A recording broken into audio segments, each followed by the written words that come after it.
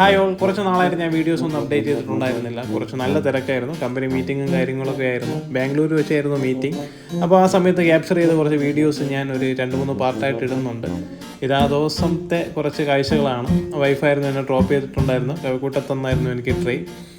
12:45 ആ സമയത്തായിരുന്നു ട്രെയിൻ. എൻ്റെ കൊളീഗ്സ് കുറച്ച് പേര് ട്രെയിനിലുണ്ടായിരുന്നു. അതിനിടയ്ക്ക് കുറച്ച് ഇൻസിഡൻ്റൊക്കെ ഉണ്ടായി.